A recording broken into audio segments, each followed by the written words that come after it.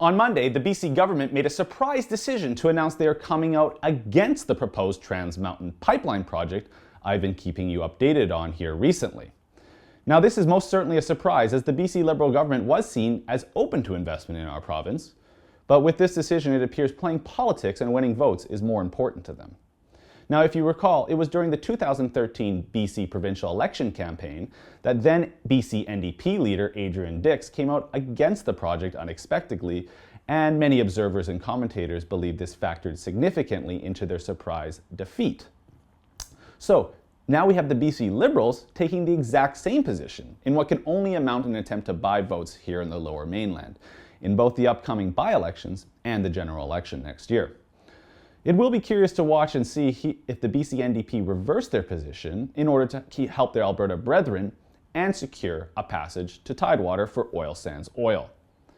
But one of the first questions that came to my mind today upon this rejection from the government was, why would a government so desperate to secure investment from the oil and gas industry for LNG projects be so willing to reject a heavy oil pipeline from the same industry, and one of national importance, no less? I really fear that this sends the wrong message to the industry and possibly jeopardizes some of the potential dollars coming here for our LNG industry. Specifically though, the BC Minister for Environment, Mary Polak, said today that the project does not meet any of the 5 conditions outlined by the BC government for heavy oil pipelines back in 2013. One of the conditions calls for a world-class marine response to a spill, which Ms. Polak says was not presented to the government by Kinder Morgan. This begs the question, however, who does BC see as a world leader in marine response exactly? Is there a jurisdiction internationally that they can point to, or is the condition been left intentionally vague to allow the BC government to claim that it hasn't been met without actually quantifying it? I reached out to the minister and her staff, but have not heard back from either of them upon shooting of this video. I also called Trans Mountain to get their statement on the rejection today, and here's what they responded with in writing, and I'm quoting.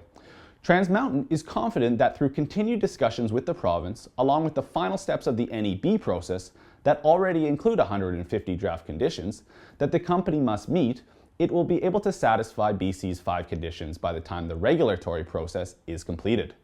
The province's 5 conditions include several requirements that Trans Mountain cannot alone satisfy. These conditions related to world-leading marine oil spill response, recovery and prevention, addressing Aboriginal treaty rights, and BC receiving its fair share are all conditions that require multiple parties to come together to the table and work together. So, as you can see, the responsibility of meeting these 5 conditions cannot possibly fall on Kinder Morgan alone. Overall, though, this is incredibly disappointing news from what was seen as a government open to free enterprise. But inevitably, in a 2-party system like we have here in British Columbia, the politics of populism will always be in play. For TheRebel.Media, I'm Christopher Wilson. You